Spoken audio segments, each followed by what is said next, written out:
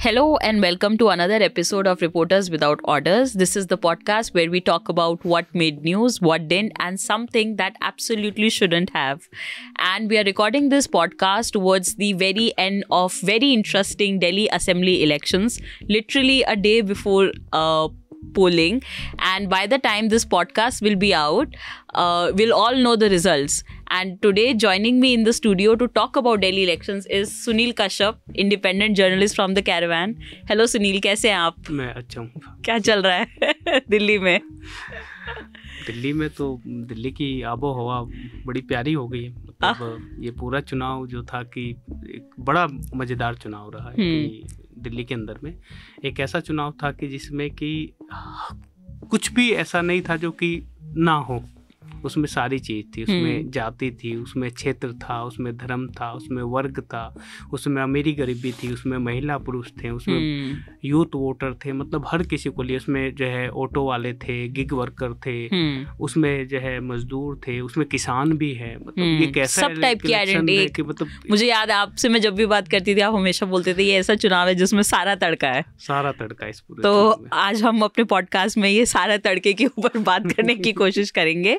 But obviously अभी क्योंकि चुनाव के नतीजे नहीं आए हैं तो हम ये नहीं बात कर सकते, ना ही हमें पता है कि किस पार्टी की कितनी सीट्स आएंगी, किसकी हार या जीत होगी। बट ये चुनाव इस चीज़ के लिए भी बहुत इम्पॉर्टेंट है क्योंकि आम आदमी पार्टी कुछ 12 साल पहले एक नई तरीके की राजनीति लेके आई थी, जिस राजनीति के अंदर वो बोलती थी कि हम सोशल आइडेंटिटी की राजनीति नहीं करेंगे, हम एक सोशल वेलफेयर की राजनीति करेंगे। तो आज 12-13 साल बाद उसी के ऊपर एक डिसीजन होने वाला है कि 13 साल के बाद कितना लोग उसको पसंद करते हैं क्या। और बीजेपी जो कि कुछ 5-7 साल पहले तक ये बोलती थी कि वो तो रेवड़ी बांट रहे हैं, खुद उस पॉलिटिक्स की काफ़ी आलोचना करती थी, आज खुद काफ़ी उस चीज़ों के ऊपर चुनाव लड़ रही है। वो भी अगर आम आदमी पार्टी बोलती है कि वो 2100 देंगे तो बीजेपी बोलती है हम 2500 देंगे।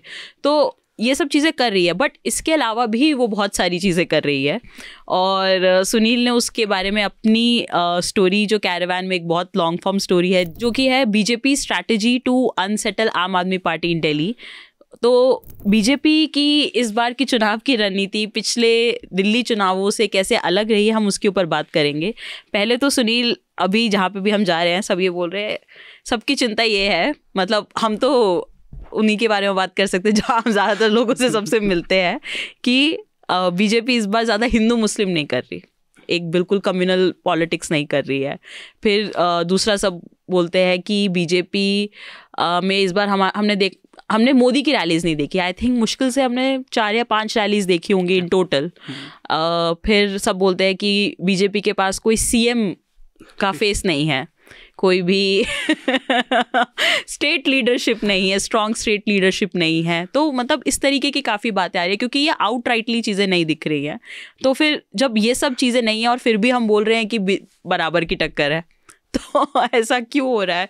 मतलब तो इस बार की स्ट्रैटेजी सबसे ज़्यादा कैसे अलग है? देखिए क्या है कि बीजेपी ने जो पिछले अपने 3 चुनाव लड़े हैं 2013, 15 और 20 का, तो बीजेपी 13 में बेटर की थी, 13 में बहुत अच्छा की थी, उसकी 31 सीटें भी आई थी, लेकिन वो सरकार नहीं बना पाई थी। बिल्कुल, कांग्रेस और आम आदमी पार्टी के कोलिशन से वो 45-46 दिनों की सरकार चली और वो जो है सरकार फिर अरविंद केजरीवाल ने इस्तीफा दे दिया। फिर दोबारा चुनाव हुआ दिल्ली के अंदर में और फिर आम आदमी पार्टी की सरकार बनी। दरअसल 15 में 14 में जब 14 के लोकसभा के बाद तो बीजेपी को लगने भी लगा था कि भाई वो 14 में पूरे देश में पूर्ण बहुमत की सरकार लेके आई थी और मोदी लहर भी थी और कई सारी और वजह भी थी। लेकिन उसके ठीक 1 साल बाद जब वो दिल्ली इलेक्शन में आती है तो उसे बहुत बुरे मुंह की खानी पड़ती है। बिल्कुल, उसकी 31 सीटें होती है और 3 सीटें बचती है। बिल्कुल, और मतलब वो दिल्ली में ऐसा होता है कि इस कंडीशन पे आ जाते हैं कि उसके पास अपोजिशन का लीडर भी नहीं हो सकता। बिल्कुल, मतलब इस हैसियत की वो पार्टी हो जाती है। तो ऐसे में जब 15 के बाद 20 का इलेक्शन लड़ रहे थे तो 20 के इलेक्शन के टाइम पे ना शाहीन बाग चल रहा था और सारी चीज़ें, सारे भाषण, सारे नेताओं के भाषण शाहीन बाग को टारगेट करके हो रहे थे। कोई भी आप उठा लीजिए, अनुराग ठाकुर को लीजिए, अमित शाह को लीजिए, योगी को लीजिए, किसी को भी लीजिए, मतलब लोकल की लीडरशिप भी और वैसी भी लीडरशिप भी, कपिल मिश्रा वगैरह सब लोग शाहीन बाग को लेके जाए। बिल्कुल, उस समय काफी, और वो ऐसा एक अमित शाह का बयान भी था, वोट यहाँ पे दबाएंगे बीजेपी को, करंट शाहीन बाग में लगेगा जाके। वो इस तरह के तो बहुत सारे बयान थे, बहुत सारी चीजें हो रही थी। और उसके बाद क्या हुआ कि उन्हें उस इलेक्शन में भी इतनी बुरी हालत हुई उनकी कि इस बार बस वो इतना था कि ओपोजिशन का लीडर बना सकते थे, कि उनकी जो है 10% से ऊपर सीटें आ गई, 8 सीटें उनकी आई से इलेक्शन में। अब सवाल पैदा होता है कि मतलब बीजेपी का उसके बाद भी, अच्छा ये मजेदार है कि 14 में भी वो वैसे करके आए थे और 19 में तो और बड़ी लहर लेके आए थे। बिल्कुल, और but her bar Delhi elections पे वो हार रही थी। दिल्ली इलेक्शन उनका बुरा हो रहा था कि मतलब, और सबकी सारी लीडरशिप, सारी चीजें, सारे सांसद, मतलब सब यहीं पे मौजूद था। और 14 में भी और 19 में भी और 24 में भी, मतलब दिल्ली लोकसभा में क्लीन स्वीप रहा है, आपने किया, पूरा का पूरा क्लीन स्वीप किया, और वो भी एक चीज रही है। यहाँ तक सब ठीक चल रहा था।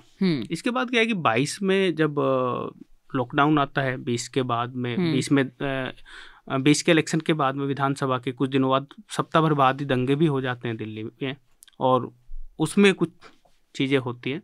उसके बाद 22 का इलेक्शन आता है, और 22 के इलेक्शन के उसी टाइम अराउंड जो है जंगपुरा भी हो जाता है, जहांगीरपुर।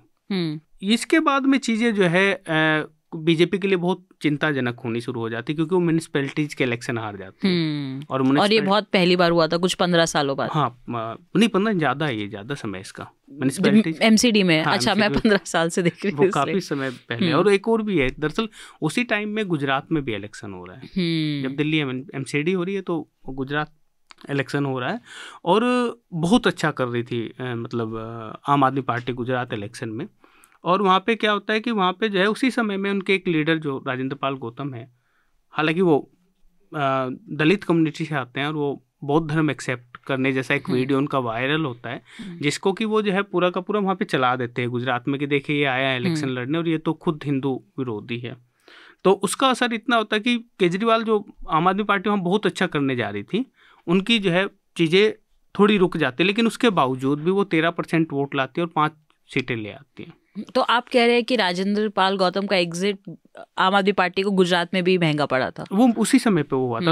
उसी के बाद में जो है वहाँ पे इनको इस्तीफा ले लिया था इनसे, कि उस इलेक्शन को देखते हुए ही जो है इनसे इस्तीफा ले लिया था केजरीवाल ने। तो ये अब यहाँ से चीज़ें जो है मुश्किल होना शुरू हो रही है। अब इसके बाद पार्टी जो है हिमाचल इलेक्शन में जा रही है, मध्य प्रदेश इलेक्शन में जा रही है, आम आदमी पार्टी, हाँ, हरियाणा जा रही है, तो पंजाब में उसने सरकार बना ली।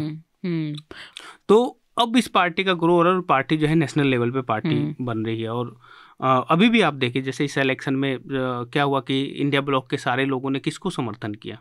आम आदमी पार्टी को समर्थन किया सारे के सारे लोगों ने। यह उसमें तो बल्कि सपा और तृणमूल कांग्रेस के लोगों ने तो सभा भी की उनके फेवर में, कि उनको जो है अखिलेश यादव ने तो 2 सभा की, और ये इनकी जो सांसद है उसने कई सारी सभा की, शत्रुघ्न सिन्हा ने सभा की है आम आदमी पार्टी को लेके।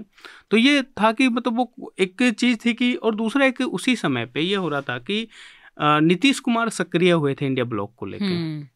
जब नीतीश कुमार सक्रिय हो रहे थे इंडिया ब्लॉक को लेके, तो उस समय एक चुनौती बन रही थी कि जो है, और इंडिया ब्लॉक इकट्ठा हो रहा था, तो ये डबल चुनौती हो रही थी। एक तरफ आम आदमी पार्टी स्टेट की पॉलिटिक्स में जा रही थी, अलग अलग जगह जा रही थी, और दूसरा था कि इंडिया ब्लॉक भी एक बड़ी ताकत के तौर पे बन रहा था। हालांकि बीजेपी लास्ट तक आते आते उसमें से 2 सहयोगियों के उनके तोड़ने में जो है सफल हुई, एक नीतीश कुमार को, दूसरा जो है लोकदल के जयंत चौधरी को।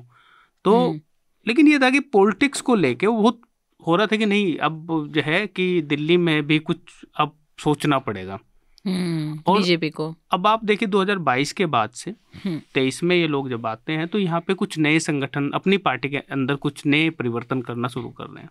इन्होंने 27 अनुसांगिक संगठन अपने यहाँ पे बनाए, प्रकोष्ठ उन्होंने बनाया, 27 प्रकोष्ठ बने, जिसमें 2 प्रकोष्ठ बहुत महत्वपूर्ण रहे हैं। एक मंदिर प्रकोष्ठ और दूसरा झुग्गी प्रवासी प्रकोष्ठ।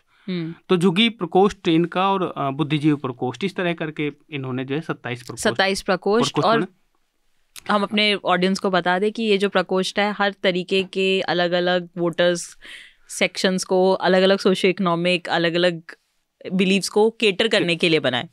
बिल्कुल, इसमें जो है आप क्षेत्र के, राज्य के हिसाब से उत्तराखंड प्रकोष्ठ, महाराष्ट्र प्रकोष्ठ, तमिलनाडु प्रकोष्ठ, केरला प्रकोष्ठ, पूर्वांचल, पूर्वांचल मोर्चा है। पूर्वांचल इनका पहले प्रकोष्ठ होता था, लेकिन पूर्वांचल क्योंकि वोटर 30% था तो उसको लेके इन्होंने पार्टी में मोर्चा थोड़ा बड़ी चीज हो जाती है, वो पार्टी के इक्विवेलेंट ही मान लिया जाता है। तो वो मोर्चे इनके पास में 7 मोर्चे हैं, इसमें यूथ मोर्चा, महिला मोर्चा, पिछड़ा मोर्चा, तो और पूर्वांचल मोर्चा, लेकिन प्रकोष्ठ उसमें इन्होंने जो है 27 बनाए। और ये सब के सब बीजेपी के 43 विंग्स जो जस्ट बिफोर इलेक्शन से पहले उसने अनाउंस किया, उन सब का हिस्सा थे 43 विंग्स। हाँ, ये सारा का सारा उसमें काम करना शुरू किया। आप देखिए कि मंदिर प्रकोष्ठ उसी के बाद से एक्टिव होता है, और मंदिर प्रकोष्ठ एक बड़ा काम करता है कि दिल्ली के अंदर में, मतलब दिल्ली के अंदर में वो हनुमान चालीसा कराना शुरू करता है हर मंगलवार को शाम 7 बजे, और उसमें वो सफल होता है। उसमें वो मतलब दिल्ली के 80% मंदिरों को एंगेज कर लेता है, और वहाँ के लोगों को एंगेजमेंट होने लगता है, और ये एक्टिविटी। और एक इधर दूसरी एक प्रक्रिया चल रही है।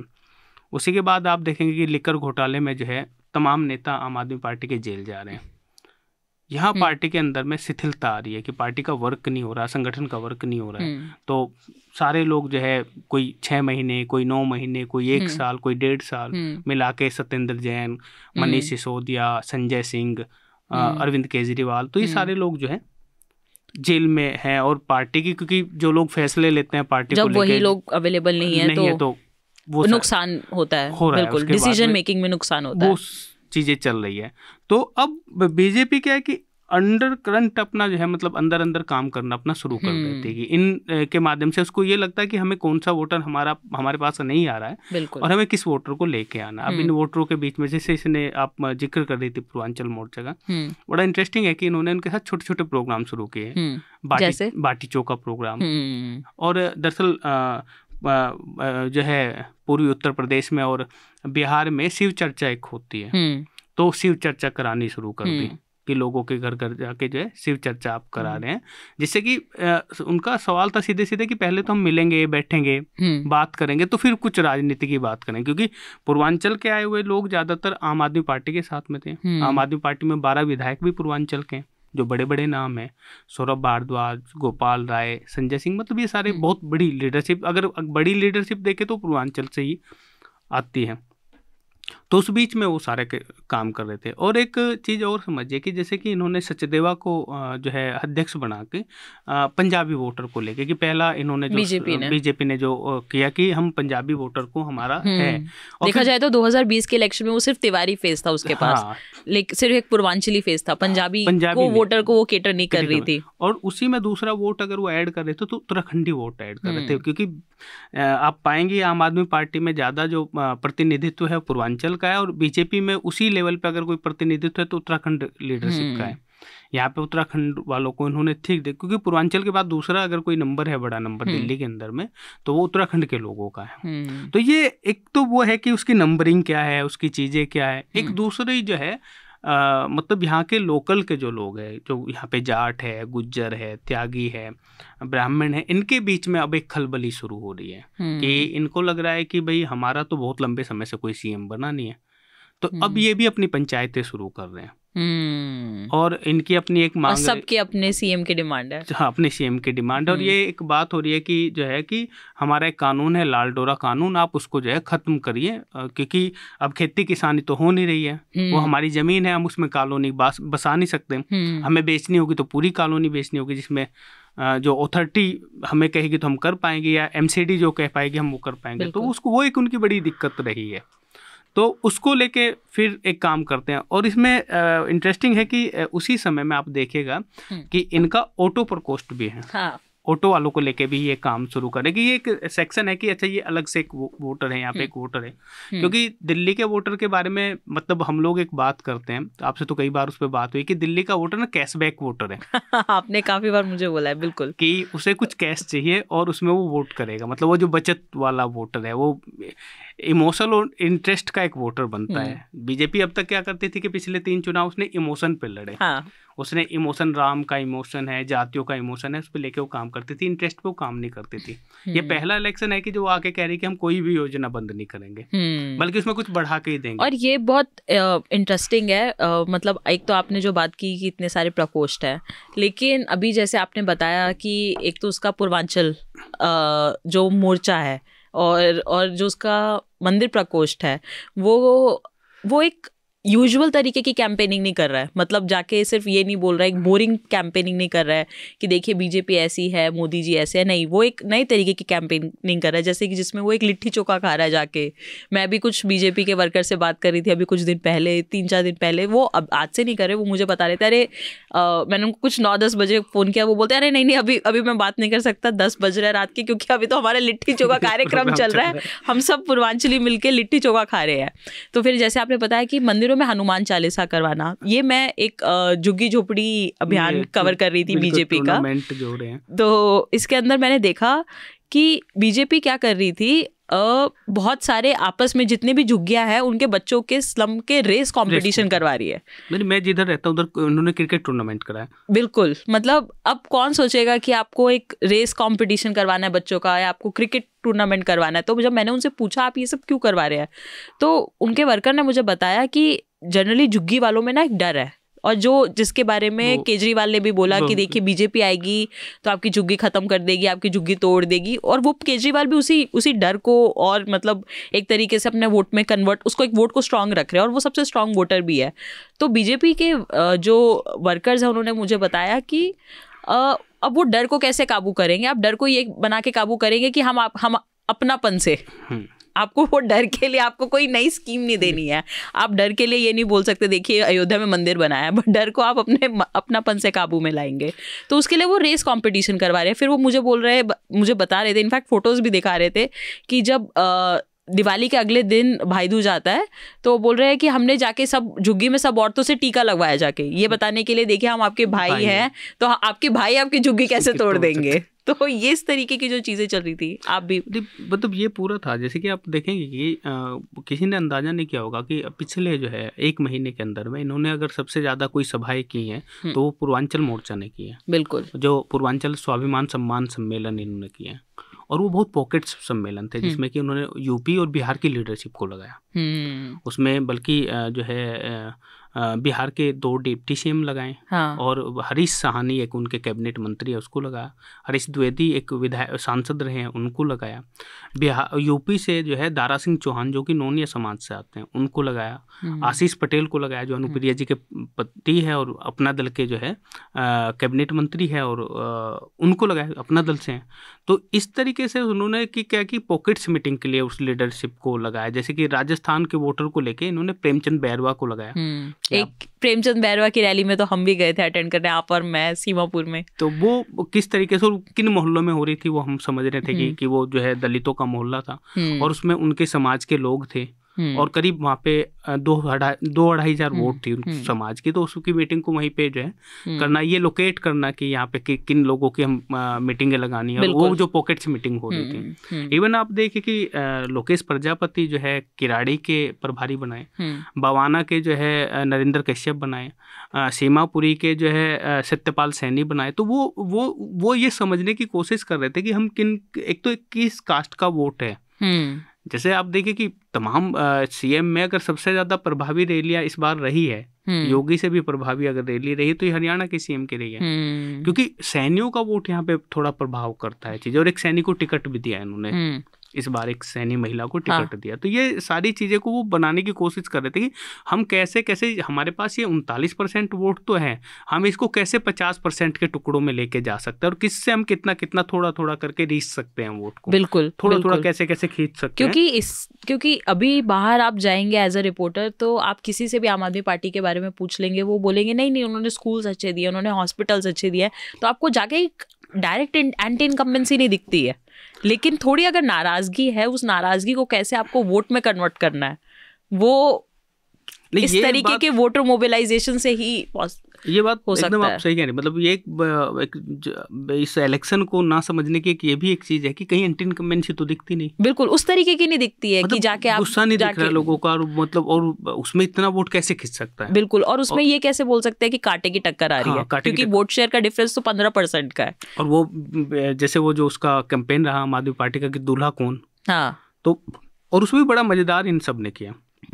उत्तराखंड के लोगों के बीच में जाके कहते हैं सतीश उपाध्याय हमारा जो है सीएम होगा। हाँ, इस पे भी हम आए, अभी इसी पे मेरा सवाल था कि बीजेपी एक तो ये चीज जो क्रिटिसिज्म आ रहा है, मतलब जो आम आदमी पार्टी का भी कैंपेन यही है कि एक तरफ उनके होर्डिंग्स लगे हुए हैं सब जगह शहरों में कि आम आदमी पार्टी का सीएम फेस अरविंद केजरीवाल है और बीजेपी के सीएम फेस पे क्वेश्चन मार्क गाली गलौज पार्टी, ऐसा जैसे कि कौन है उसका सीएम। तो इसमें क्या हुआ कि आम आदमी पार्टी इस कैंपेन को उन्होंने इसको ट्रांसफर कर दिया। क्या हुआ कि रमेश भिदोड़ी और प्रवेश वर्मा को, क्योंकि उन्होंने उसकी बार बार वीडियो वायरल कराई कि देखिए तो गाली गलौज देने वाले लोग हैं। अच्छा, कई बार बड़ी मजेदार होती है, वो जिन समाज और बिरादरी से आते हैं वहाँ उनको हर्ट कर जाता है, उनको वहाँ ये चीजें वैसी लगती नहीं है उस तरह की, वो जिस तरह की वो बात कर रहे हैं। बट उनको हर्ट भी कर सकते हैं आप, हमारी मतलब कम्युनिटी को आप ऐसे कैसे कहते हैं, हम गाली गलौज देने वाले, हमारे नेता को कैसे, वो हुआ भी है। मतलब आप देखिए कि जाट के तो 360 गांव के चौधरी ने जाके आरके पुरम की रैली में मोदी जी के हल दिया। अब हम कहें कि यही दिल्ली के जाट या यही हरियाणा के जाट या यही वेस्ट यूपी के जाट तो धरने पे बैठे हुए थे 2020 से 22 तक तो रहे, मतलब वहाँ पे रहे हैं ये लोग। तो वो जो चीज़ हो रही थी कि उसके बाद में जो प्रवेश वर्मा को और इनको इसने मतलब ऐसा कर दिया आम आदमी पार्टी ने कि ऐसे लगने लगा कि ये सीएम हो सकते हैं। अब गुज्जर और जाट में होड़ लगी कि हमें अपना सीएम बनाना है। बिल्कुल। और हमारे एरिया में जो कि मैं रोहिणी से आती हूँ, उधर ज्यादातर बनिया लोग हैं, उधर लोगों को लग रहा है विजेंद्र गुप्ता सीएम होंगे क्योंकि वो हमेशा से एमएलए रहे हैं। वही लगता है। तो और एक आप और बता रहे थे, और कैलाश गौतम जो है दलितों में, कैलाश गहलोत जाटों में, नहीं ये दुष्यंत कुमार गौतम, सॉरी करोल बाग के दुष्यंत कुमार गौतम, उनको लगता है कि उनका नाम चल रहा है कि दुष्यंत गौतम जो है होंगे, और दलितों में ये मैसेज भी गया। बिल्कुल। मैं करोल बाग में गई थी, वहाँ के बीजेपी ऑफिस में बैठी हुई थी, तो वो बोल रहे थे हमारे आने वाले भावी सीएम दुष्यंत कुमार गौतम है। तो ये मैसेजेबल वो कर पाए, और ये बल्कि और लोगों को भी उनके वोट को और मजबूत करने में अट्रैक्टिव रहा। कि दूसरा एक बड़ा सवाल रहा वाल्मीकियों का, कि जो है वाल्मीकि कम्युनिटी का एक बड़ा सवाल रहा कि आपने हमसे सिंबल लिया था, हमारे इमोशन का सिंबल लिया था, हम आपके साथ में थे। तो जो नौकरी का सवाल था, ठेकेदारी प्रथा पे उनकी नौकरी पक्की की जाए। अब तो एमसीडी भी आपके पास थी, आप एमसीडी की भी कर सकते थे, या उनके जो लोगों की गटर में डूबने से जो भी जितनी भी मौत हुई है उसको लेके जो 5 लाख रुपए का मामला था, या आप पुजारी या ग्रंथियों को तो इतने पैसे दे रहे हैं, उनके आप उनको क्यों नहीं दे रहे उनके पुजारियों को जो रविदास मंदिर के हैं या रैदास मंदिर के हैं या फिर जो है बौद्ध मठों के हैं, यहाँ पे वो भी काफ़ी हैं। तो उनको लेके एक नाराज़गी बनती गई, और कई बार क्या होता है कि कई जब नाराज़गी जुटती है ना, तो कई सारी नाराज़गी इकट्ठा हो जाती है धीरे धीरे करके, तो फिर लोगों को लगता है कि यार अब तो ये जो है ये बेटर नहीं कर रहा है। इस वजह से हमें लगता है कि बीजेपी आम आदमी पार्टी एक कांटे की टक्कर में हम तो बहुत तब्दील हो गया। मतलब आप सोचे कि आम आदमी पार्टी के पास 54% वोट था और 62 सीटें थी, और बीजेपी के पास 39% था, और इनके पास में 8 सीटें थी। और एक और भी चीज़ है जो हर बार बीजेपी करती है, और वो हर चुनाव में ज़्यादातर जहाँ भी वो निकलती है तो वहाँ एक काम वो करती है, वो एकीडो पॉलिटिक्स जो हम कहते हैं। आप कहते हैं वो एकीडो पॉलिटिक्स किसको वो बहुत सारी लीडरशिप को तोड़ के। इसका मतलब क्या है पहले, मतलब हम बाकी आपने जो भी वाल्मीकि और इन सब के बारे में बात की उस पर भी हम आएंगे, बट इंटरेस्टिंग चीज़ ये एकीडो पॉलिटिक्स क्या है अगर आप व्यूअर्स के लिए समझाएं तो। एक बड़ा मज़ेदार है कि एक एकीडो खेल है जो जूडो का खेल है, और वो हमारे देश में एक ही आदमी को आता है, वो राहुल गांधी है। ये भी इंटरेस्टिंग है कि राहुल गांधी को ही एकीडो आता है। अब क्या है कि एकीडो का खेल में ये है कि आप सामने वाले की ताकत को पहचाने और उसको अपनी ताकत बनाइए, और जब आप उसे अपनी ताकत बनाएंगे तो उससे फिर आप उसी ताकत का इस्तेमाल उसके खिलाफ करिए। अच्छा। तो क्या कि आप देखिए, जैसे कि एक बड़ा इंटरेस्टिंग मामला हुआ कि मैं जब मटियाली में घूम रहा था, मैं इसको थोड़ा सा वो करता हूँ, तो मैं वहाँ पे एक प्रोफेसर थे सुरेंद्र कुमार जो कि जाट थे, उनसे मैं बात कर रहा था, तो बताते हैं कि देखिए केजरीवाल जेल से निकल के आया, हमारे नेता कैलाश गहलोत जो है वहाँ पे खड़े थे, उसने सबसे हाथ मिलाया, हमारे नेता से हाथ ही नहीं मिलाया, तो उसने हमारे नेता की बड़ी बेइज्जती की। और वो उसमें रहता तो मतलब अब तो हमारे लिए तो शर्म से डूब मरने की बात है कि हमारे नेता से वो हाथ भी नहीं मिलाया। तो ये जो था ये जाटों में मैसेजेबल हुआ ये चीज़ कि देखिए केजरीवाल की इतनी हिम्मत हुई कि हमारा एक नेता था उसके साथ में जो कि परिवहन मंत्री भी था, और जाट बहुत बड़ा वोट शेयर है ओबीसी में, आई थिंक 6 से 7%। हाँ, मतलब ये काफ़ी बड़ा है। ऐसे अगर आप देखेंगे तो मतलब ओबीसी के मतलब करीब 40 के पार ओबीसी है यहाँ पे, उसका 25-26% जाट और गुज्जर दोनों मिलके हो जाते हैं। उसी में आप देखेंगे कि बाद में जो है उसी वोट को जब लगा केजरीवाल को कि वोट जा रहा है, तो फिर उन्होंने जो है कि नेशनल लेवल पे इनको, क्योंकि इनकी बहुत लंबी एक मांग रही है ओबीसी में आने की, एक यशपाल मलिक है जो कि इनकी एक अखिल अखिल भारतीय जाट आरक्षण समिति के अध्यक्ष हैं, वो कई बार मांग उठाते रहे इस चीज़ को लेके, बहुत सारे धरना प्रदर्शन भी किए हैं मतलब जाटों ने कि वो नेशनल लेवल पे जो है ओबीसी में आ जाए। अभी वो स्टेट में तो है, यूपी में है, दिल्ली में है, राजस्थान में है, अपने अपने स्टेटों में है, कई जगह वो स्टेट में भी नहीं है। तो वो उसको लेके उस एक प्रेस कॉन्फ्रेंस की जाटों को साथ में लेके कि भाई देखे कि हम चाहते हैं कि अमित शाह जी ऐसा कर दे कि इनको ओबीसी लिस्ट में ले आए। तो वो कई बार केजरीवाल को आप देखेंगे जैसे कि उसकी हर चीज़ को लेके जो अच्छा एक ये भी इंटरेस्टिंग है कि ये पहला इलेक्शन है जो कि अपनी पिछले किए गए काम पे नहीं घोषणाओं पे लड़ा जा रहा था। मतलब ये सारे की सारी हर चीज घोषणा के तौर पर और पहले दिन से चीजें शुरू हो रही है जब से इलेक्शन की डेट अनाउंस होती है। और मुझे लग रहा है कि अगर आप देखेंगे तो केजरीवाल जी ने तो मुझे लग रहा है कि अगर अंदाजन करेंगे तो 100 से ज़्यादा पीसी उनकी हुई है। एक तो खैर वो वोटर सेपरेशन को लेके भी बहुत सारी पीसी है, फिर उसके बाद में घोषणाओं को लेके बहुत सारी पीसी है।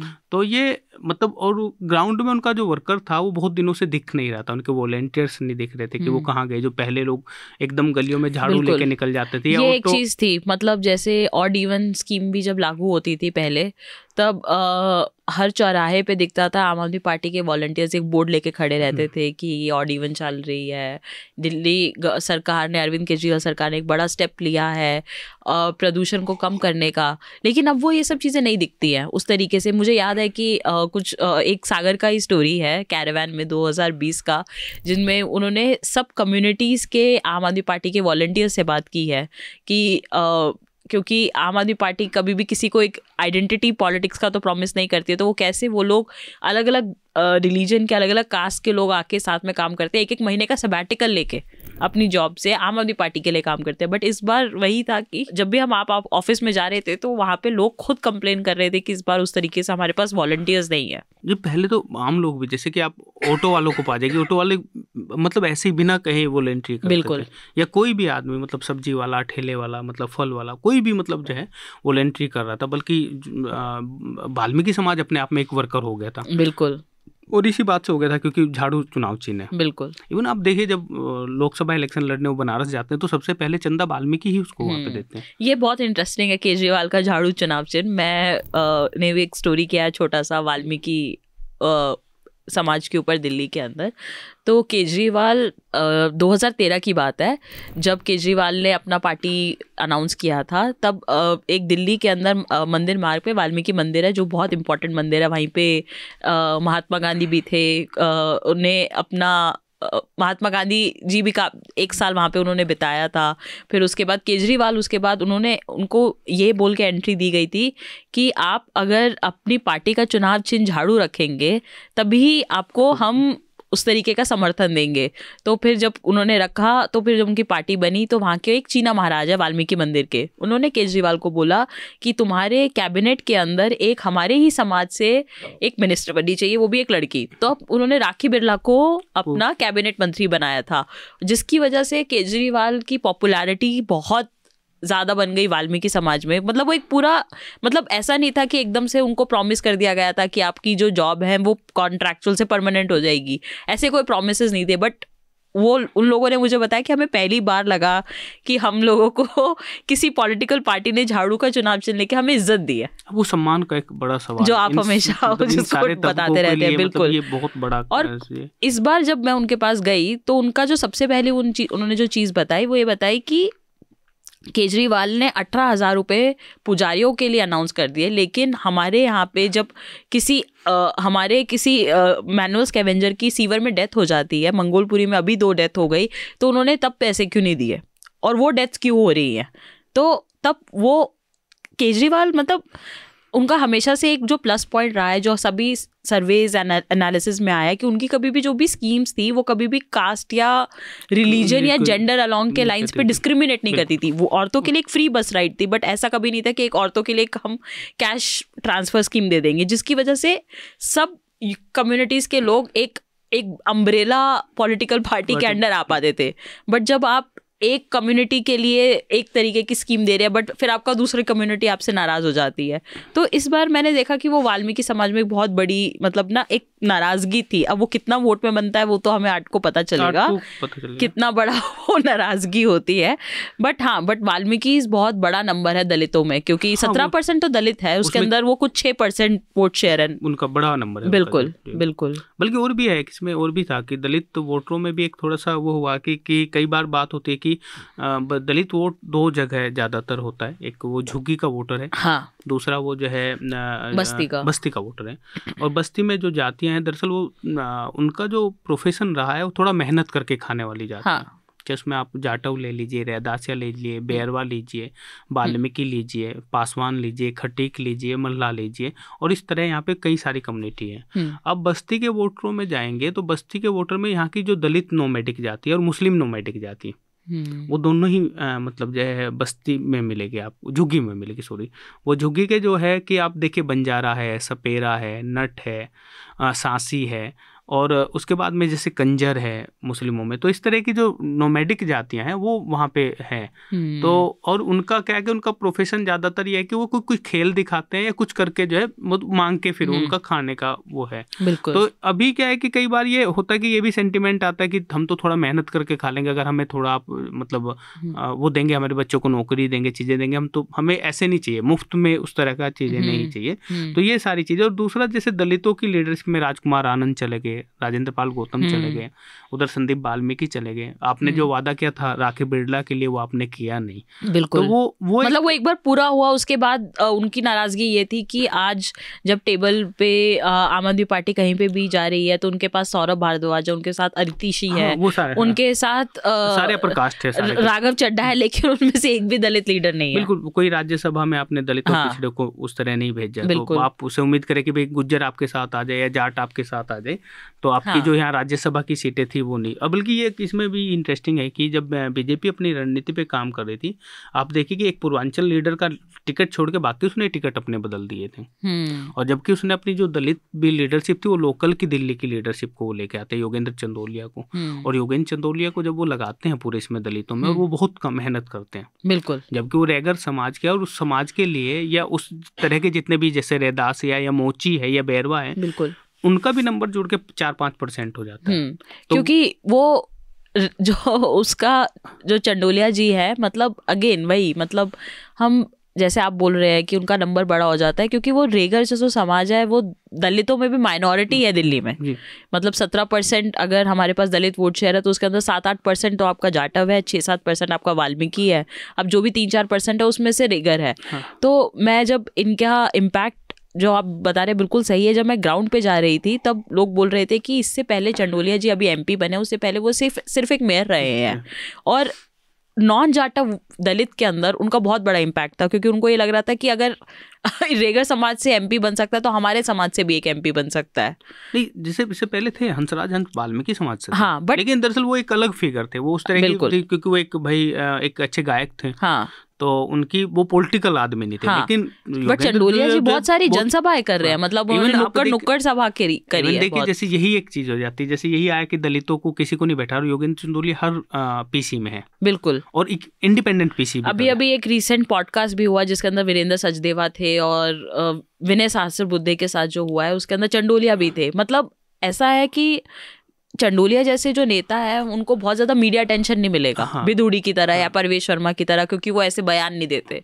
बट इसका मतलब ये नहीं है कि वो वोटर मोबिलाइजेशन में इम्पोर्टेंट नहीं है, हो सकता है मीडिया के लिए वो इम्पोर्टेंट नहीं है बट लोगों के लिए वो इम्पोर्टेंट हो सकते हैं। आप देखिए ना कि जैसे कि ये यहाँ पे आपके दुष्यंत गौतम, राजकुमार आनंद और योगेंद्र चंदोलिया, तो आप जब आप बात करते हैं कि लीडरशिप कहाँ है, तो वो आपको फिर देखना पड़ेगा। देखिए लीडरशिप ये है, हाँ, और शायद हो सकता है आपके एज ए जर्नलिस्ट आपका कास्ट है कि वो लीडरशिप को नहीं देख पा रहा। ये एक इधर आप देखेंगे, जब आप जाट में देखेंगे तो कमलजीत सहरावत, फिर आप कैलाश गहलोत और प्रवेश वर्मा, ये जो है ये दिखती है कि ये देखिए ये लीडरशिप लेके आ रहे हैं, तो ये एक दिख रही है। फिर उधर आप गुज्जर में आ जाएंगे तो आपको जो है रमेश भिदुड़ी और रामवीर भिदुड़ी, तो फिर आपको वो लीडरशिप भी वहाँ पे नजर आएगी कि नहीं यहाँ पे ये लीडर है। और खाली लीडरशिप नहीं, वो लीडरशिप आपके उत्तराखंड वोटर मोबिलाइजेशन भी कर रही है। उत्तराखंड में वो विशिष्ट बिष्ट और नेगी और फिर आपका सतीश उपाध्याय, मतलब वो आपको यहाँ पे भी वो लीडरशिप नजर आने लगेगी। बिल्कुल। फिर पूर्वांचल में उनके संतोष ओझा और तमाम लोगों को जो और भी, क्योंकि पार्टी यूपी बिहार में बहुत मजबूत है तो वहाँ की लीडरशिप आपके साथ में जो है उसको आप लेके आए हैं। तो ये एक था कि मतलब कैसे वो जब ये लग रहा था लोगों को कि लीडरशिप, उसकी लीडरशिप अपनी अपनी तरीके से काम कर रही थी, अपने उनको जहाँ जहाँ जो जिम्मेदारियाँ लगाई गई थी उस जिम्मेदारी पे वो काम कर रही थी। आम आदमी पार्टी में आप देखिए कि पूरा इलेक्शन हम जब पाते हैं, कल जब इलेक्शन का पूरा प्रचार थम गया तो पूरा इलेक्शन अरविंद केजरीवाल अकेले लड़ रहे थे। मतलब मनीष सिसोदिया के अगर आप ट्विटर पे जाके देखें तो ऐसा लगता है 2-3 हफ्ते से तो वो जंगपुरा से बाहर नहीं आया, आतिशी मार्लेना भी कालका जी से बाहर नहीं निकल पाई हैं। और उस तरीके की मतलब जैसे हम लोग ही गए थे सीमापुरी के अंदर वो एक जनसभा अटेंड करने, वो जो डेप्यूटी सीएम है राजस्थान के प्रेमचंद बैरवा, तो एक वो कितनी एक सड़क के एकदम किनारे पे एक छोटी सी स्टेज लगी हुई है जिधर कोई बाबा साहब की मूर्ति लगी हुई थी और कुछ भी ज्यादा अरेंजमेंट नहीं था, कोई अच्छे टेबल नहीं थे, कोई अच्छी चेयर नहीं थी, बट फिर भी प्रेमचंद बैरवा थे एक 200 लोगों के क्राउड को कर रहे थे।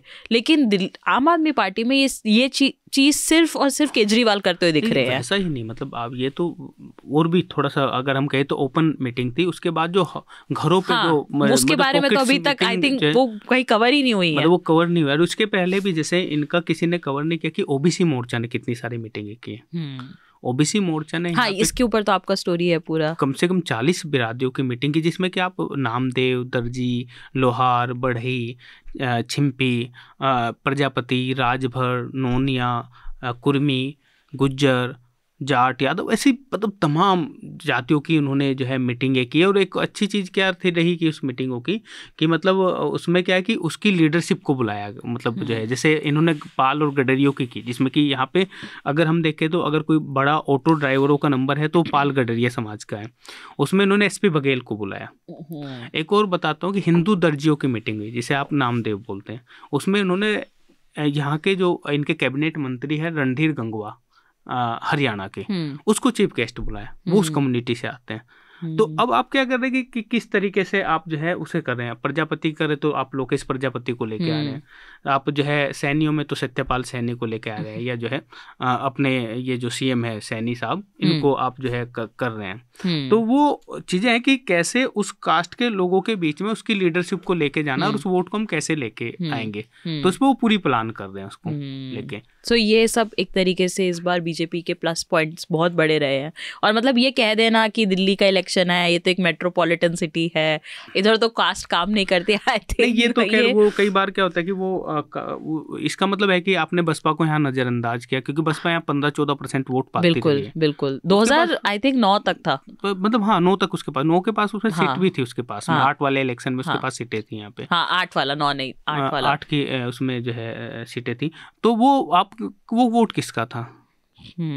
उसका तो कास्ट कॉम्बिनेशन ही वो करती थी, या फिर अकालियों के पास यहाँ पे वोट हुआ करते थे। बिल्कुल, उनके पास तो आई थिंक 13 में भी था, एक सीट थी, मतलब जो है अकालियों के पास वोट था। तो क्षेत्र की भी जो राजनीति थी वो यहाँ पे दिखती थी कि मतलब वो दिखती थी और वो चीजें थी मौजूद थी। लेकिन जैसे आम आदमी पार्टी जब आती है तो जो एकदम गुड गवर्नेंस की बात करती है, बहुत सारी चीज़ों की फेयर बात करती है, मतलब जो है अच्छे एडमिनिस्ट्रेशन की बात करती है, तो और जो कि एक आइडेंटिटी पॉलिटिक्स को बिल्कुल साइड में रखती है, जो कि बिल्कुल काउंटर ऑपोजिट है बीजेपी की पॉलिटिक्स को। और एक और भी चीज़ है कि दिल्ली में क्योंकि ये मानते हैं लोग कि 2000 के बाद में जो प्रवासी लोग हैं वो उनका नंबर भी मतलब जो है मतलब जो भारत के और राज्यों से आने वाले लोगों का नंबर बढ़ता है, और मतलब उनकी दखल भी बढ़ रही है और वोटिंग में भी उनकी दखल बढ़ रही है। तो और क्योंकि जब भी इंडिया अगेंस्ट करप्शन मूवमेंट चलता है, उसके बाद में आप देखिए कि उसी समय में निर्भया और ये 2 बड़े मूवमेंट हुए जिसने कि दिल्ली की पॉलिटिक्स को तो खासकर बदल के रखा। बिल्कुल। और फिर वो जो 45 दिन की सरकार थी, तो उसके बाद में लोगों को थोड़ा केजरीवाल के अंदर विश्वास पैदा हुआ। लेकिन उस पार्टी में आप शुरू से देखें कि प्रशांत भूषण, योगेंद्र यादव, और आ जाइए यहाँ तक जब ये जो है इलेक्शन के आपके जो है वो काउंटिंग के 1 सप्ताह पहले 8 विधायक आपको छोड़ के जा रहे हैं। तो मतलब उस पार्टी से कितने विधायकों ने मतलब वो छोड़ के गए पार्टी, और पार्टी के प्रति जैसे क्या कि वो किसी आइडिया की पार्टी नहीं दिखती, उसके पास कोई विचार नहीं दिखता कि वो पार्टी किसी विचार पर खड़ी हुई पार्टी है या किसी विचार पर बनी है। ठीक है, थोड़ा सा है कि मतलब एक कि जनता को हम कुछ चीज़ें देंगे और उसके एवज में जनता हमें वोट देगी, इसके सिवा उस पार्टी के पास कोई उस तरह का आइडिया नज़र नहीं आता जो कि जिससे कि एक इमोशन बने। एक इमोशनली अटैचमेंट किसी भी वर्कर का नहीं बनता। और हम जब कई बार पाते हैं कि इस बार क्यों आम आदमी पार्टी के पास में वर्कर नहीं था, उसकी एक वजह यही है क्योंकि जो लंबे समय से उसकी जो बड़ी लीडरशिप थी, उसमें प्रशांत भूषण, आनंद कुमार, योगेंद्र यादव से लेके नरेश यादव तक आप आ जाइए यहाँ पे जो अभी हाल ही में गए हैं, तो वो जब लीडरशिप गई तो अपनी वर्किंग भी लेके चली गई, वो अपने लोगों को भी लेके गए, फिर उन्होंने अपना कोई एक नया फॉर्मेट बनाने की कोशिश की, तो वो वैसा विश्वास ये पार्टी जो है जनरेट नहीं कर पा रही। मतलब एक चीज़ और भी है, मतलब आप वेलफेयर के अलावा मतलब एक डायरेक्ट, मतलब आप जब 10-12 साल सरकार में रह लेते हैं, आपकी लोगों ने आपकी गवर्नमेंट देख ली है, उसके बाद जिनको आपसे इम्पैक्ट हुआ है डायरेक्टली वो तो आपके सपोर्टर है, बट उनका क्या जिनको आपसे इम्पैक्ट नहीं हुआ? हाँ बिल्कुल, उनके पास आपको ऑफर करने के लिए क्या है? मतलब ये तो किसी भी पॉलिटिकल पार्टी के लिए होगा, कोई भी पॉलिटिकल पार्टी सबको कुछ ना कुछ नहीं दे सकती है, बट जिनको डायरेक्टली नहीं दे रही है मतलब इस पॉलिटिकल पार्टी का, तो उनका क्या? मतलब ये मुझे थोड़ा झुग्गी में देखने को मिला था। एक चीज़ और भी बता रहा हूँ आपको कि कई बार क्या होता है कि कई बार ऐसे भी इलेक्शन होते हैं जब आप भय की राजनीति क्रिएट करते हैं, आप अक्सर इलेक्शन हार जाते हैं। जब आप डर पैदा करते हैं तो लोग ना भारत में ना वो डरा हुआ पॉलिटिशियन पसंद नहीं करते कि ये नहीं होगा, मैं नहीं आऊँगा तो ये कर देंगे, मैं नहीं आऊँगा तो ये कर देंगे, तो इससे ना बड़ी दिक्कत होती है लोगों को। ऐसा एक बार जो है बड़ा उदाहरण है लालू जी का कि वो 9 में इलेक्शन लड़ रहे थे पाटलिपुत्र से, उन्होंने कहा मैं नहीं आऊँगा तो यहाँ बड़ी तबाही आ जाएगी, तो वो इलेक्शन हार गए थे। तो वो उस तरह की चीज़ें जब आप करते हैं ना पॉलिटिक्स में, तो जनता को भी वो चीज़ पसंद नहीं आती कि मतलब वो जो डर की चीज़ है। दूसरा क्या है कि 2-3 तरह की चीज़ें रही हैं कि शुरू से इनकी भी जो भी कंसल्टेंसी कंपनियाँ होती है वो कई बार आपको बड़ा कह के नहीं आप तो निकल रहे हो सारी चीज़ें, वो फीडबैक बहुत बेटर नहीं देती। जैसे क्या कि वो कई बार वो नहीं वोट आ रहा है, और जैसे कई सर्वे भी आ रहे थे, उसमें सी वोटर का भी सर्वे था कि मतलब पहली चॉइस पूरे टाइम से हमेशा से ये रहा है कि आम आदमी पार्टी की सीटें कम हो जाएंगी लेकिन आएगी तो आप, जैसे 2024 में था। हाँ, मतलब सबने बोला था कुछ भी कर ले आएंगे तो मोदी जी, बट अगर कुछ थोड़ा सा 10-20 सीट्स का इधर उधर हो जाता तो शायद आज सरकार कोई और होती। हाँ, मतलब वो जो मतलब ये जो माहौल है ये पूरा कंसल्टेंसी कंपनीज और बहुत सारे सोशल मीडिया कंपनीज इन सबका बनाया हुआ भी होता है। एक और भी इसमें मजेदार था, जैसे कि कभी इसमें समझने की कोशिश नहीं की गई कि जो वोट बैंक यहाँ पे आम आदमी पार्टी का है, वही वोट बैंक हरियाणा के अंदर में बीजेपी का था, और जो वोट बैंक यहाँ पे वहाँ पे कांग्रेस का था, वो वोट बैंक यहाँ पे बीजेपी का है। ये क्या था कि उस वोटर को केजरीवाल कंफ्यूज कर गया, अपने ही वोटर को। उसने अगर वो ये बात कह देता कि नहीं मैं हारने जा रहा हूँ, तो वो वोट कंसोलिडेट हो जाता, तो वो वोट कंसोलिडेट हो जाता, जो थोड़ा मतलब नीचे का वोट है, गरीब तबके का वोट है, वो किसी से बात नहीं करेगा लेकिन वो अंदर ही अंदर कंसोलिडेट हो जाता है कि यार ये आ जाएगा तो बड़ा वो होगा। तो क्या होता है कि वो सिंपैथी का जो वोट गेन करना था वो नहीं कर पाया, बल्कि वो भय में तब्दील कर दिया इलेक्शन को। एक तो है, ये तो है, मतलब हम कभी भी ग्राउंड पे कहीं भी जा रहे हैं तो लोगों के अंदर वो नहीं देखने को मिलता अरे हमारा नेता जेल में गया था, उस तरीके का वो सिंपैथी नहीं है। वो सिंपैथी नहीं बन वो पाई, बहुत मिसिंग है। वो सिंपैथी हेमंत के साथ में हमें झारखंड में देखने को मिली और वो वोट में भी तब्दील हुई, बट इस बार वो सिंपैथी हमें ग्राउंड पे भी नहीं दिख रही है। इसमें लोग और उल्टा बोलते मिले, अरे ये तो शराब माफिया और ये तो शीश महल वाला, मतलब जो कुछ चीजें जो बीजेपी सेट कर रही थी वो चीजें सेट हो रही थी। बिल्कुल। और बल्कि जो लोग उसके फेवर में पहले बात करते थे वो थोड़ा सा उनको भी लग रहा था कि नहीं यार अब थोड़ा बदल के ही देख ले चीजों को, मतलब कि अब रास्ता ठीक नहीं जा रहा है। तो ये चीजें चल रही थी बीजेपी के बाद। अब थोड़ा सा हम आई थिंक एक सवाल एक ये भी होना चाहिए, मतलब अभी तो दिल्ली इलेक्शंस में ऐसा है कि काफ़ी चीज़ों पे बात कर सकते हैं। अभी एक आरएसएस का फैक्टर भी, अगर आज हम सुबह ही अखबार या वेबसाइट्स खोल के देखेंगे, अभी चुनाव के पोलिंग होने से एक दिन पहले ही ऐसी खबरें आनी स्टार्ट हो गई है कि आरएसएस ने 500 मीटिंग करी, आरएसएस ने कई इतनी मीटिंग्स करी। सुनील, आपने क्या किसी आरएसएस मीटिंग को अटेंड किया इस बार, जो हर बार कहा जाता है कि बहुत बीजेपी के रिजल्ट बदल देती है? नहीं, मैं आरएसएस मीटिंग तो अटेंड किया हूँ, एक मीटिंग अभी रोहिणी में मैं किया था। अच्छा, अभी रिसेंटली किया था? हाँ, मतलब मैं जो है मकर संक्रांति के दिन उस मीटिंग को अटेंड किया था वो, लेकिन उसमें चुनाव को लेके कोई बात नहीं हुई थी। हाँ। या वोट को लेके कोई बात नहीं हुई थी। वो लोग थे तो कुछ मतलब वहाँ पे एक पार्क था, पार्क में कुछ काम करने वाले माली थे, उनको उन्होंने कंबल वितरण किया था। उस पर लेके उन्होंने बात की थी। लेकिन जैसे कि एक तो पहली चीज़ है कि दिल्ली के अंदर में कि जो नो डाउट कि और जगह के मुकाबले, ये तो नागपुर में होगा, हम लोग दिल्ली रहते हैं तो दिल्ली देख पाते हैं, तो संघ यहाँ पे थोड़ा मजबूत है क्योंकि नंबर इसलिए है क्योंकि यूनिवर्सिटी कॉलेजों में संघ का थोड़ा नंबर है और यहाँ यूनिवर्सिटी कॉलेज काफ़ी सारे हैं और उन्होंने बहुत सारे उनके आइडिया के लोग उसमें अपॉइंटमेंट भी हुए। तो अब वो चीज़ है कि वो लोग कितना वोट में तब्दील करते हैं कई बार मुझे ही समझ में नहीं आता।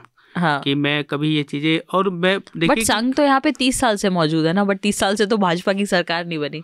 हाँ मतलब बहुत सालों से मजबूत है दिल्ली में। तो जैसे पॉलिटिकली आप चुनाव की अगर बात करेंगे तो चुनाव के लिए तो फिर आपको जो राजनीतिक पार्टी की एक टैक्टिस होती है वही आपको चाहिए और बीजेपी वही कर रही है।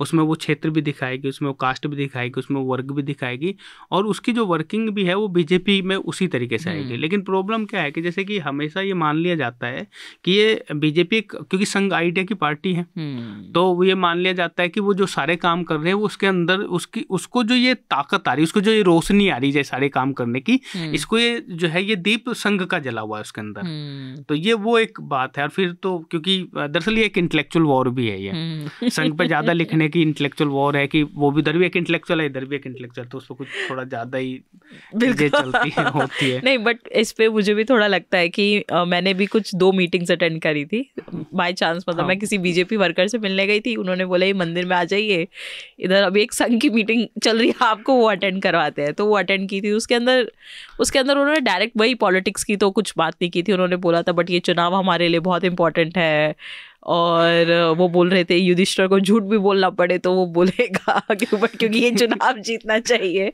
उस तरीके की बातें कर रहे थे। बट उस मीटिंग के अंदर और भी जो मैंने 1-2 और मीटिंग्स अटेंड करी, उसमें एक ना जो मुझे सबसे इंटरेस्टिंग चीज़ लगी, जो कि एक इंडिकेटर हो सकता है ये देखने के लिए कि संघ कितना वोट में तब्दील करता है, ये देखने के लिए। क्योंकि वो मीटिंग के अंदर आप देखेंगे संघ की मोस्टली एक ही एज ग्रुप बैठा होता है, वो है 55 साल से ऊपर का व्यक्ति।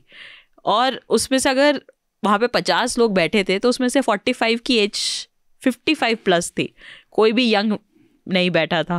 वो लोग थे जो अपने घर से चलो थोड़ा 1-2 घंटे निकाल के आ गए। तो मैंने उनसे पूछा आपकी नई जनरेशन क्यों नहीं आती, मतलब वो बोलते हैं हमारे में जो डिसिप्लिन था आजकल के बच्चों में है ही नहीं।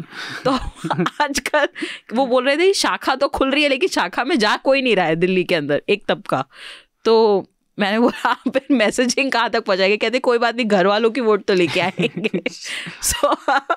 तो उसके बाद मतलब मुझे तो काफ़ी एक फूड फॉर थॉट मिला ये देखने के लिए कि संघ एक्चुअल में कितना वोट ट्रांसलेट करता है। क्योंकि फिर उन्होंने बोला अगली मीटिंग चलो गूगल कॉल पे कर लेंगे, क्योंकि अब पता नहीं आधे लोगों की हेल्थ भी खराब थी, लाठी लेके लोग चल रहे थे। तो ये एक बहुत मतलब आई थिंक कभी भी ओवर एस्टिमेट नहीं करना चाहिए किसी का भी इम्पैक्ट इलेक्टोरल। जैसे क्या है कि कई बार ना मुझे ऐसा लगता है कि कई बार ये समझने में कि संघ मतलब बीजेपी के ऊपर का आवरण लगता है संघ जैसा, लेकिन इंटरनली जो कास्ट पे या और मुद्दों पे जो काम करती है उसको आप नज़रअंदाज कर देते हैं। और उसके लिए बीजेपी के जीतने का सबसे बड़ा पॉइंट वो है जब वो दूसरी पार्टियों के लोगों को तोड़ रही होती है, जब दूसरी कास्ट की लीडरशिप वो लेके आ रही होती है। ये छोटे छोटे मतलब जातियों के संगठन उसके लिए कितने महत्वपूर्ण हो जाते हैं, या छोटे छोटे नंबर को वो कैसे जो है वो करती है।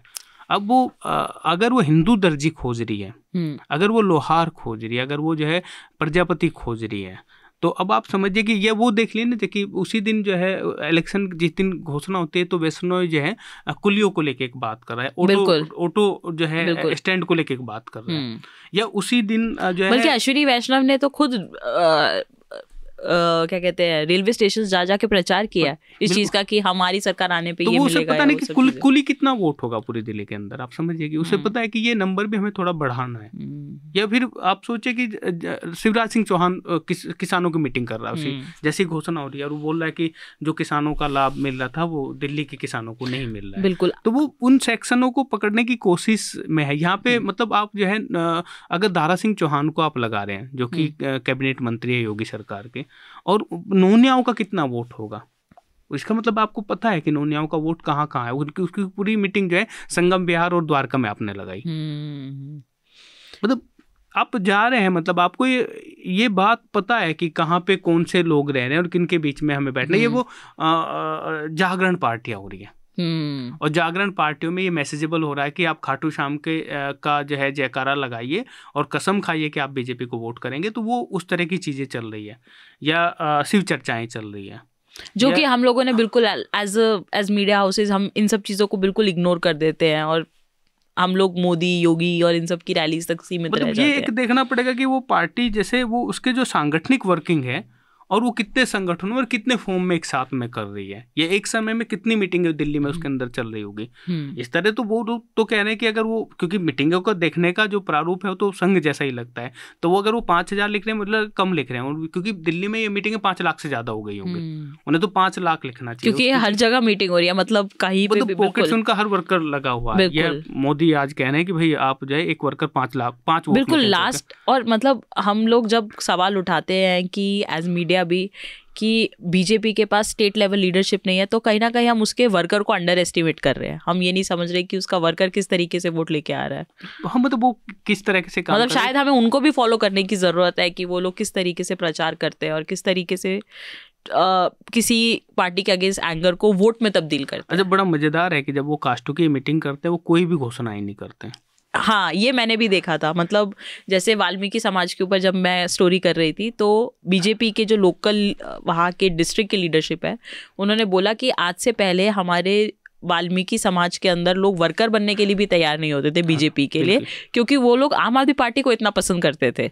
तो वो बोलते इस बार पहली बार ऐसा हुआ है कि हम लोगों का कोई वर्कर बन पाया है। तो मैंने बोला आपने वर्कर बनने के बाद क्या कहा, आपने बोला कि आप क्या उनको कॉन्ट्रैक्चुअल जॉब से परमानेंट जॉब बोल देंगे? बोलते नहीं, अभी तक ऐसी कोई घोषणा नहीं की है। इट्स नॉट लाइक क्या उनका प्रोफेशनल प्रॉब्लम्स को सॉल्व हो रहा है। तो मैंने बोला आपने क्या किया? वो बोलते हैं हम वो बोल रहे हैं कि देखिए हम ही तो है जो आपके को एक रिप्रेजेंटेशन दे रहे हैं। नहीं, लास्ट तक आता था घोषणा करता ना प्रवेश वर्मा, हाँ, कि हम जो है तालकटोरा स्टेडियम का नाम जो है महर्षि वाल्मीकि कर देंगे। हाँ, ये उनके लिए बड़ी सम्मान की बात होगी ना। ये उनको लगेगा कि देखिए हमारा ये कुछ हो रहा है, अब हमारे भी उसका एक नाम पढ़ा जाएगा। जो कि दरअसल क्या है कि देखिए एक पूरी लड़ाई रही है ये सामाजिक न्याय की, कि गिल्ट की एक लड़ाई है और एक लड़ाई प्राइड की लड़ाई है, जिसमें अगर हम कहें कॉन्स्टिट्यूशनली जितनी भी जनरल कास्ट है उनमें एक प्राइड रहता है, और कॉन्स्टिट्यूशनली जितनी बैकवर्ड या लोअर बैकवर्ड या फिर आपकी SC ST कास्ट है उसमें एक अलग तरह का गिल्ट रहता है। और उस गिल्ट वही एक तोड़ने का और बनाने की जो पूरी लड़ाई है, ये वही लड़ाई चल रही है। और उन्हें उस लड़ाई में जो भी सम्मान देगा वो उसके साथ में चले जाएंगे। केजरीवाल ने उनको सम्मान दिया कि उनका झाड़ू चुनाव चिन्ह रखा, अब ये इनका जो है स्टेडियम का नाम रखेंगे या उनके नाम पे कुछ और चीजें लेके आएंगे, तो उनके साथ चले जाएंगे। इसमें कई बार हमें ये लगता है कि मतलब योजनाएं इसके पीछे छिप जाती है जाके, मतलब वो ना पहला मुद्दा नहीं रह जाती, वो दूसरा मुद्दा हो जाती है।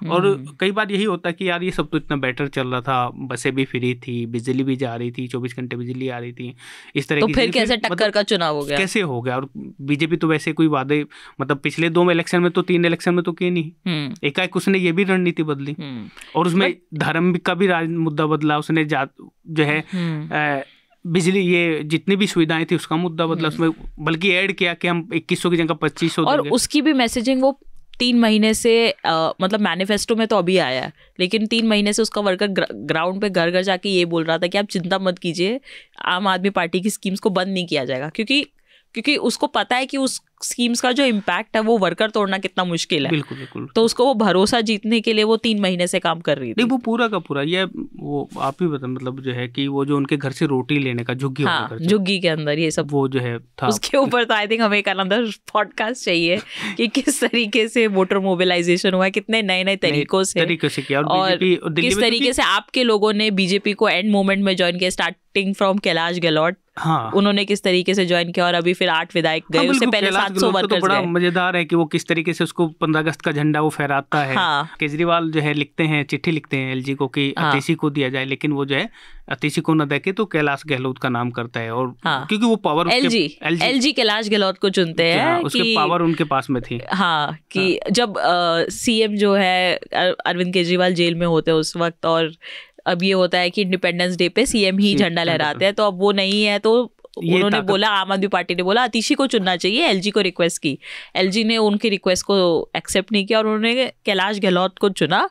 तब कैलाश गहलोत आम आदमी पार्टी में थे, और फिर जब जैसे ही ये चिट्ठी आई कि उनको चुन लिया गया, तभी बीजेपी ने बोला कि हम इनको वेलकम करते हैं, ये बहुत अच्छा डिसीजन। और 2 महीने बाद ही वो कैलाश गहलोत बीजेपी ज्वाइन कर लेते हैं। अब इसमें एलजी का रोल भी बहुत इंटरेस्टिंग है कि वही क्यों कैलाश गहलोत चुन रहे हैं। और एलजी का एक मामला, और क्योंकि यमुना का इतना बड़ा मुद्दा रहा है छठ पूजा को लेके, जो है कि छठ पूजा की पहली बार दिल्ली में छुट्टी की गई, और ये बड़ा मुद्दा रहा। और ये जो है जब पूर्वांचल मोर्चा ने एलजी को चिट्ठी लिखी, उसके बाद ये जो है छुट्टी की गई, और उसके बाकायदा पूरे शहर में पोस्टर लगवाए। बिल्कुल मतलब उसके, और एलजी ने क्यों उसी दिन चिट्ठी लिखी, ये भी एक क्यूरियस केस है, क्योंकि उस दिन तो बीजेपी ने बोला था आम आदमी पार्टी को कि हमें छुट्टी चाहिए, तो सॉरी छठ पूजा के लिए छुट्टी अनाउंस होनी चाहिए। तो काफ़ी इंटरेस्टिंग इलेक्शन था, एंड आई थिंक अभी भी इसके बहुत सारे पहलू है जो सुनील और मैं डिस्कस नहीं कर पाए। हमने सिर्फ अपने आप को बीजेपी की स्ट्रैटेजी, कैसे नई स्ट्रैटेजी आई, कैसे कास्ट मोबिलाइजेशन किया, कैसे उसका वर्कर बहुत घर घर जाके उसने काम किया, उसके ऊपर बात की है। Now we will move towards the last segment of the podcast which is the recommendation section. So Sunil, इस हफ्ते आपने कुछ भी अच्छा पढ़ा हो या रिसेंटली कुछ भी अच्छा पढ़ा हो या मूवी देखी हो, अगर आप हमारे व्यूअर्स को रिकमेंड करना चाहें। हाँ, मैं चाहूँगा कि वो एक जो है शबाना आजमी और अमिताभ बच्चन की फिल्म है मैं आज़ाद हूँ, अच्छा देखनी चाहिए, और मीडिया पे है। अच्छा, और मीडिया कैसे रोल अदा करता है और कैसे एक आदमी को जो है आत्महत्या करने पे मजबूर कर देता है, वो जरूर देखनी चाहिए। That's quite a take. Okay, and my recommendation is मैं थोड़ा सेल्फ फ्लैग करूँगी। आप प्लीज़ जाके मेरी वाल्मीकि वोटर्स के ऊपर एक स्टोरी है, कैसे बीजेपी उनको वू करने की कोशिश की है, वो पढ़िए, न्यूज़ लॉन्ड्री पे है। एंड सुनील की स्टोरी है बीजेपी स्ट्रैटेजी टू अनसेटल आम आदमी पार्टी, आप ज़रूर पढ़िए। I think there are very few reports which give you insight into the BJP strategy, and thank you for supporting News Laundry, and you should also support to the Caravan. And with this podcast is adjourned. Journalism at News Laundry is powered by the public, because when the public pays, the public is served. Visit newslaundry.com/subscription and pick a payment plan of your choice. Pay to keep news free and independent. Your future, and indeed the future of democracy, depends on it.